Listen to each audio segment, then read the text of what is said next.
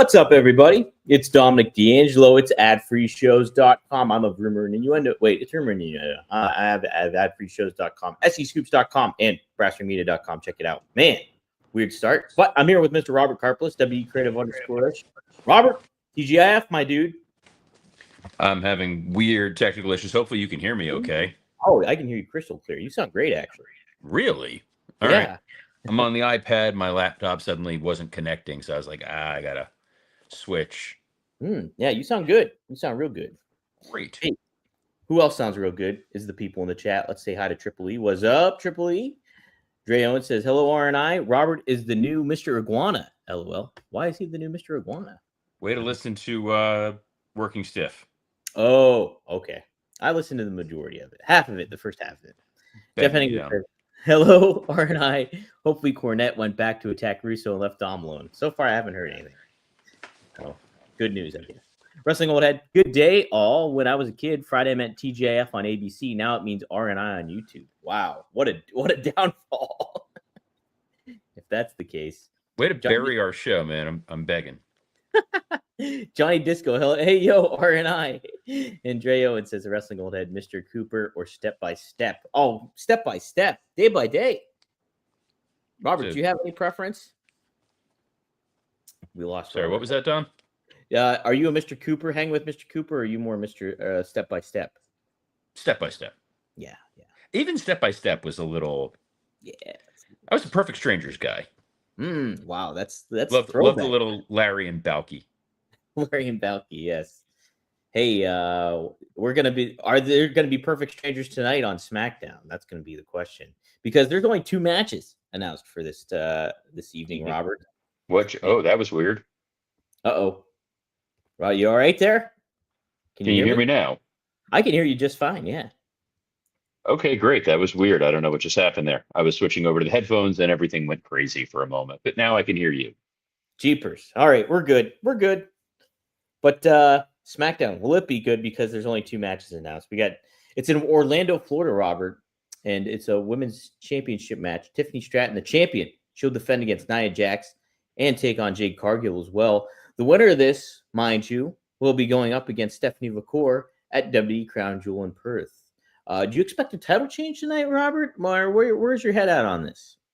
So what's interesting is, this Crown Jewel PLE that's coming up is such a lame duck show, because when it's over, Cody is still going to be a champion and Seth's still going to be a champion. Stephanie McCour is still going to be a champion. Whoever she's facing is still going to be a champion. The situation they put themselves in is Crown Jewel is a fairly, and it'll be entertaining, but it's a fairly meaningless show. And because it's a meaningless show, they're like, well, we have to put Stephanie in there with someone. And the idea of a babyface match with her and Tiffany Stratton, not particularly compelling. The idea of her having to carry a match with Jade Cargill, that's a rough thought. So it's almost like Nia Jax by default becomes the person that you want to put the women's title on. I never thought I'd be in that position to say that, but they need somebody there in that position. Or you run the risk of, do you turn Tiffany heel? A babyface match in Perth, not ideal. Yeah, no, I think that you can make a very, very good case for Nia winning it, and like her being the new champion kind of further establishes her. I kind of like a legacy as a dominant female champion in WWE. So I don't think that's necessarily a bad move on their part if they decided to go that route, Robert. But I think that's also a potential for a red herring, that's why they've set this match up the way that they have, that you can see a path where any one of these 3 women win. And it's something. They need something to kind of make this SmackDown feel somewhat impactful, because Raw was all about what was going on with Seth and Cody. And the only person who's not part of that equation right now is Drew McIntyre. And we've been talking for months ad nauseum now around this idea that we're going to get to a War Games match. And it feels as though it's going to be a Vision team. And then you have Heyman with Brock Lesnar. There's absolutely a world in which Paul is now going to be appealing to Drew McIntyre and saying, hey, you got screwed by that Cody Rhodes guy. That was a weird noise. You got screwed. I don't know what you pushed on your side. You're doing great here. You got screwed by Cody. You should really be helping Seth, and now you're marrying Drew to that group. Yeah. And there's nothing wrong with Paul managing people on two shows. We know now from Unreal, obviously, Paul is part of the creative team to some capacity. He's at Raw, he's at SmackDown. Put the dude on TV. No one is ever going to complain about too much Paul Heyman. No, he's definitely he definitely elevates whatever he's a part of. But I guess I will ask this: what's your state of mind when it comes to the Vision as a group right now? Where do you rate them right now? Are they doing? Are they going above and beyond what their expectations are? Are they underwhelming? Where overall do you feel about the Vision? They were cooking, they were doing well, and then you ran into that Paris show where we suddenly are like, well, we have Roman, we need Roman to have something to do. We'll put him in there with Bronson Reed, and then you had Roman take out Paul Heyman, and then Roman himself got taken out. So when you removed Heyman from TV, you took away what was the essential element making the Vision work. The Right. way that he was promoting Bronson Reed, the tribal thief, the Shula Fala, it was getting over. It was working. At the same time, the way he was building up Braun Breaker, your next WrestleMania main eventer, the legacy of the Steiners, this is the next guy, that was working. You took Paul off TV to sell this Roman Reigns story. You then had Seth and Becky go on a side quest with AJ and CM Punk, and you left Braun Breaker and Bronson Reed on their own. And they didn't really have anywhere to go. And they got sucked into the vortex of this Jey Uso LA Knight storyline that really doesn't make a lot of sense and is giving the audience something they don't want. Because either you're going to get a Jey Uso heel turn, which I don't need to see Jey Uso versus Jimmy Uso. No, and if Jey Uso was a heel, he's a rung below the Vision. So he can't go after Seth. And then he's going to be moved down another rung when Gunther comes back. True. The only way that the only way in which it makes any sense whatsoever to turn Jey Uso heel, and I don't think it does, is if there's an immediate impending draft and you're going to Jey Uso versus Cody. Yeah, I'm trying to think. The draft does happen around October, doesn't it? Isn't that what they've moved it a number of times. It doesn't seem to have the same. At one point it was the season premiere of Raw was going to have a draft, or it was post WrestleMania and we're going to have a draft. They've closed the window. There is no draft right now. Everyone's staying nice and warm indoors. Look, but if they decide to do a draft, Robert, I feel it's almost like you were just talking about when it comes to Crown Jewel. It's like this filler kind of aspect where nothing really, sure, you're getting some changes and some storytelling elements, but it feels like you have to wait for the draft to get through to move on to the next thing. And I don't know the product overall. I was telling somebody, a casual fan today, that's like everything overall in cross wrestling, like WWE's like hot when it comes to like the popularity, but right now the story and the elements that they're portraying on television feel flat. And I think that's across the board. Wrestling just kind of feels flat. By the way, that's a natural outgrowth of this time of year. That this sort of end of August, September, October corridor tends to be some of the softest storytelling of the year from the WWE. You're not building to WrestleMania. You're not building to SummerSlam. Survivor Series is still a little ways away. And even Survivor Series is a somewhat muted theme. So for right now, it's really just sustainability. It's let's stay the course with Cody and make him look like a good champion. Let's establish Seth as a strong heel champion. You're still getting matches on paper. If I told you, hey, you're seeing, a Seth Rollins, Cody Rhodes, or Seth Rollins CM Punk feud. Well, that's pretty intriguing. That's pretty entertaining. But what is it ultimately getting you? Right. Well, tonight they are advertising as well. Cody Rhodes going to be there. We got to see him on Raw and confront Seth Rollins a little bit. How do you keep that storyline interesting tonight. What do you do different in comparison to what you did on Monday with Cody? You have Drew. Mm-hmm. Drew Okay. is sort of the odd man out, and there's also, the Randy Orton of it all. That there was talk that WrestlePalooza changed its booking, that they switched the finish of the Brock Lesnar match, that Brock was supposed to lose, and then he wound up going over, and that the finish of the main event was going to be Randy Orton coming out trying to help Cody, accidentally costing him the title, and then all of a sudden Drew's champion.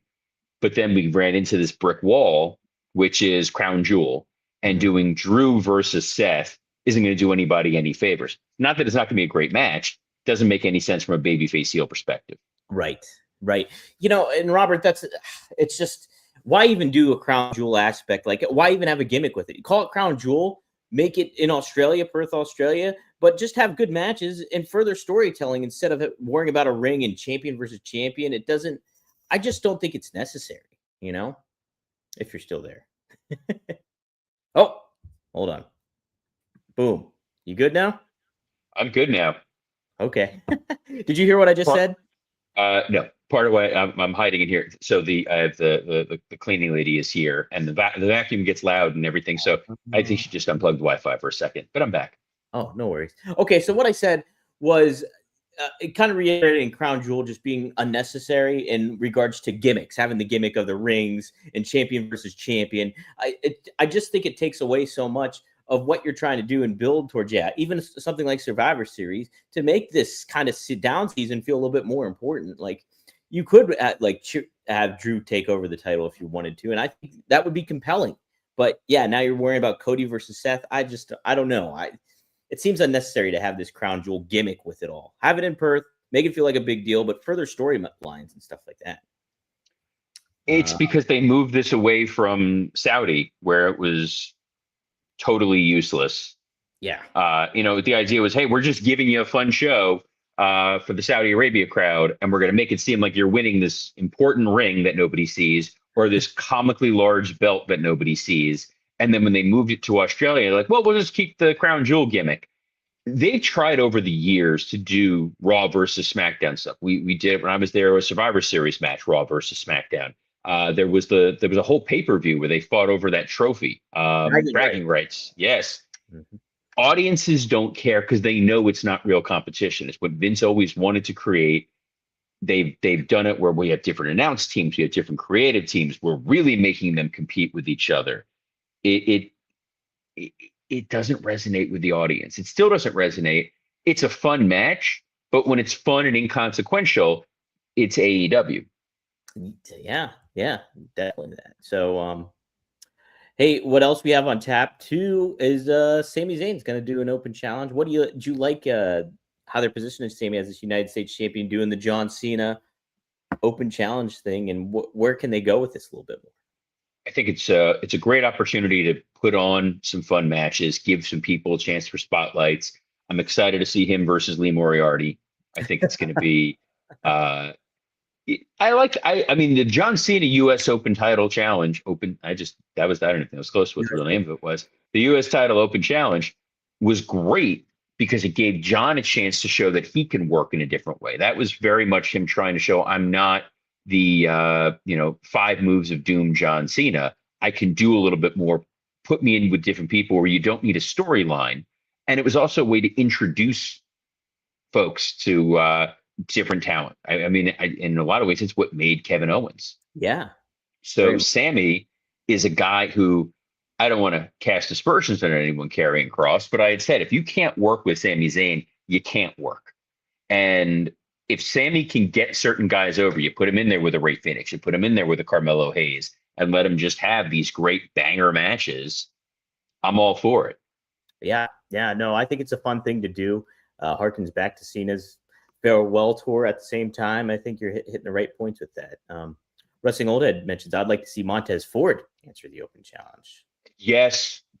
1,000%. Look, Montez Ford was a guy a couple of years ago on Working Stiff, whatever it was called at the time. It may have still been Total F and Marks before it became wrestler. They were on that far. Then I'm like, yeah, Montez Ford is a world champion.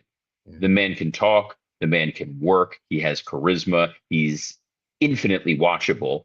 but he has loyalty to his team. Him and Dawkins are they're essentially married to each other on camera, and behind the scenes they're best friends. So it's like, well, if I leave the team, we don't know what's going to happen to Angelo Dawkins. This was the time of they split up Tucker and Otis. Where the hell's Tucker? Tucker's no longer in the business. He's out. Where the hell's Otis? That's true. Where is Otis? Wow. Dude, Otis would be a great guy to answer the open challenge, remind people he can work. Yeah. You could theoretically send out whatever the hell Jeff Cobb is called. JC Mateo. JC Mateo. That's so funny. And let him have a decent match with Sammy. Like there are ways to go with it. I think it adds a little bit of fun intrigue. Maybe you bring up a guy from NXT. Maybe you bring in a guy from TNA since TNA invaded. Joe Hendry pops up. Who the hell knows? Say his name. He'll just appear. Okay. I did. We're looking. Huh? Good. Joe? No. Nope. Hey, lots of names have been said on social media, Robert. I think you and Scott covered a little bit of this on Working Stiff, but I wanted to bring this up on Rumor and Innuendo for a Friday. Gail Kim has been getting a lot of feedback regarding her opinion on death matches and some insight or some thoughts she had about Rio. She's been getting blowback not just from fans, but Kenny Omega implied that she was getting a TKO gift basket. And then we also had some heat from friend of the show, Dave Meltzer, also tried to fire back at Gail Kim. So it's been quite the drama-related story on wrestling social media. Do you have any particular takes on that? I give my own take. I'll be honest. I don't know exactly what it is what her specific comments were when it came to Riho, or what her specific comments were when it came to death matches. I would venture to guess the deathmatch comment, from what I believe I heard, was something around the lines of, you're using death matches because you can't tell stories. Basically, yes. I'm not a big deathmatch guy, and I've had conversations with talent who have a proclivity and they do death matches, and I'm like, you don't need to do them. You're very, very talented. You can get over without those, and I find them unnecessarily dangerous. There was one talent in particular who is a fantastic in-ring performer. He had come to one of our shows. His back was all cut up from glass. Yeah. And I'm like, there are certain guys who they need that. I would go to Necro Butcher is someone who really made a name for himself by doing those death match style matches. And he's a guy who actually could kind of wrestle, but his look and it's where he made his bones. People always want to dismiss Foley as a death match guy. That's oversimplifying things to what the current iteration death matches are. Riho is someone I've always been critical of, in that I don't think she's ever presented in a way that feels credible as a wrestler.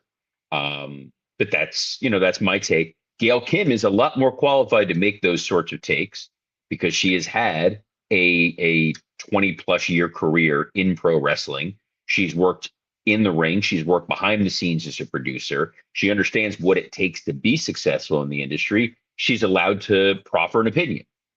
Mm-hmm. I don't. By the way, I don't think the TKO thing.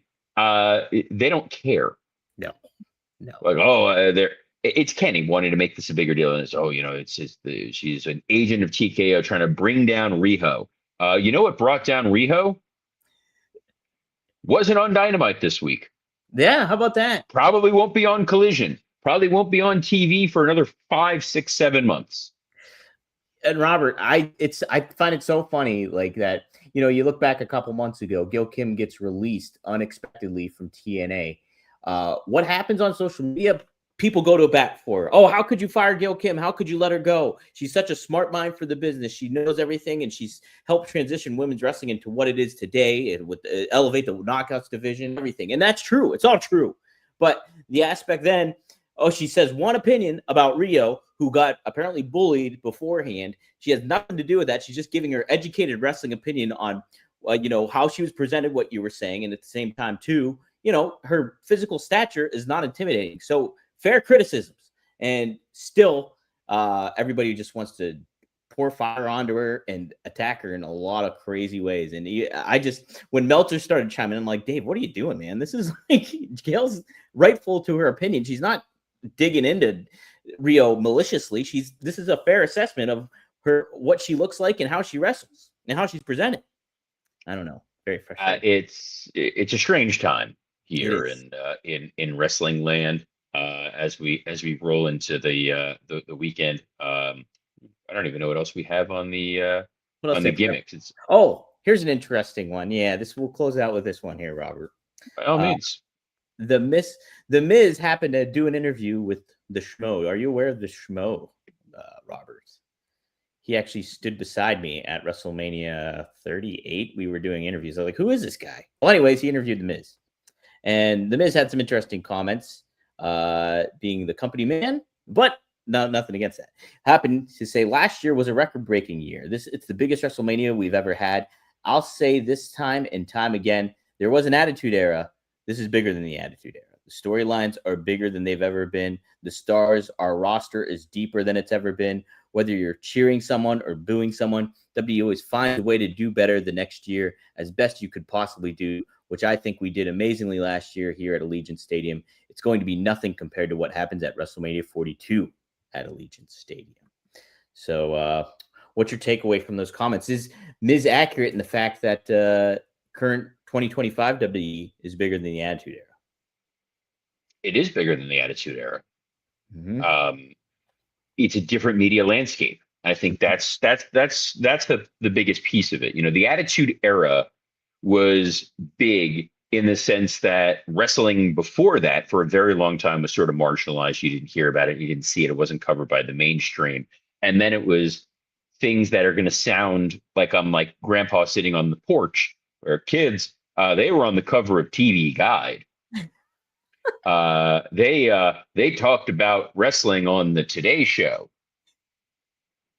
They published books about wrestlers that you could buy at Barnes and Nobles and Borders. Like, it's that kind of stuff. So at the time, the Attitude Era was revolutionary storyline wise. We all love the Attitude Era. That's cements a lot of people's fandoms. When I was at WWE and we built the Monday Night Wars TV show, and we literally showed that week's episode of Raw and that week's episode of Nitro, and you realize how fly by the seat of their pants they were booking the Attitude Era and how not good some of it was. That it was, there were moments that were absolutely fantastic. The totality of the 2 hours of Raw, you had a lot of stuff there that was to put it mildly, to be desired. Yeah. There was a lot of nonsense that was not great, but it was an era that was white hot and people were watching it and they loved it. Now there are more thoughtful stories that are being told. There's people actually sitting and saying, all right, this is what's going to happen here. What's going to happen 1 month, 3 months, 5 months, 6 months, 1 year out. That was not happening back then. It was literally just, how are we going to survive till the next week? Mm-hmm. So to that point, Miz is not off. The stadium shift. They didn't start doing stadiums until in earnest until 23. Yeah. That was when they started, like, we're just, every WrestleMania going forward is going to be in a stadium. I know 17 obviously was in a stadium, 18 was in a stadium, 19 was at a baseball stadium, and then 20 was at the Garden, 21 was at Staples Center, and 22 was in Chicago. Wow. Good memory. I lived and breathed it during some of those. Literally lived and breathed Chicago, and then we were in Detroit for big time. Ooh. If I never hear that Peter Gabriel song again, it'll be too soon. Dude, that thing took over. If you called internally in WWE, you got put on hold. That was the call. That was the call music. Oh, that would drive me nuts. It was everywhere, all day, every day. That's like all 40-year-old version. It's like the 40-year-old version with Yamo B there and Michael McDonald and the. It was. That's kind of what I felt like. I needed a sledgehammer to go after Peter Gabriel. But no, I'm with you. I think this navigated that very well in saying what he did, because what he said was not wrong. I think, and he mentioned the depth of the roster, and that's very true too. Now, does a particular star have as much star power as a Stone Cold or The Rock? I would say no. They shouldn't, though. Yeah, that's by the way, that was always by design with Vince. Once he learned that if a wrestler is bigger than the company, they can hold you hostage. You know, Bruno did it, Hogan did it, Austin did it, Rock did it. And then after all that, it was like, yeah, we're not doing this anymore. So when it started with John Cena and it started with Batista, it was WWE, and then here are the stars. Doesn't that make the product feel less of a bigger deal, though, when you don't have a massive star? I understand what you're saying, but I think that just makes it feel not as big in general. Well, they give you a flagship person, the face of the company, and they've tried. I mean, there are years where they struggled trying to make Roman Reigns the face of the company, and it really wasn't working. Yeah. But it allows you to have multiple people who can fit that spot. And if one of those guys goes down for whatever reason, they get injured, there's a contract dispute, there's an off the field issue with that person, you're not stranded. You know, we all remember Austin breaking his neck, and all of a sudden you're like, oh no, Yeah. what are they going to do as a company? And then it's like, well, we just got to on TV hit him with a car. And you're kind of seeing with AEW where a number of their stars are now off TV, and it's like, well, what are we going to do? You always have to be refilling the hopper. You always have to be creating new stars and have somebody who's, you know, teed up and ready to go. Nobody expected Jey Uso to be getting a WrestleMania slot. Whether it was as successful as they hoped it would be, up for debate. But hey, we took a shot with him. But even if it wasn't Jey Uso, it was, hey, we still got Roman and Seth and Punk main eventing night one. You got Cody Rhodes main eventing night two. Rhea Ripley became as big a star as anybody else. It when you're beholden to one person, you don't have that kind of vision. And I think Hunter understands that, because Hunter was very much not going to be the singular force in the WWE when he was a wrestler. Yeah, it's that was a wild time too in those early 2000s when a lot of the Attitude Era big time stars, kind of, not to make that reference again, came left, and you were trying to fill some gaps in there. Lou adds this, Robert. Yeah, big time was it was 22 in Chicago. Oh, at the horizon. So there we go. Okay. Yeah, no, 2023 was John driving the car. Okay. 22 was Punk as one of the gangsters. not Mufasa and Mustafa. My God, I knew I was in my mind. I'm like, don't say Mufasa, don't say it. And I said Mufasa. I knew what you meant. This is why this works. This is why this works every Monday through Friday at noon Eastern on a plethora of platforms, including the WW_ISH X account, the at Dominic D'Angelo X account, the at SE Scoops X account, and on YouTube on Rumor and Innuendo and ad-free shows. On behalf of the man who, for whatever reason, is decked out in all Pittsburgh sporting stuff, even though he wouldn't leave his house because of rain to go into Pittsburgh to go see AEW Dynamite, Dominic D'Angelo, I'm Robert Karpolis. Best of luck in your future endeavors. The Thunder scares me, but the Penguins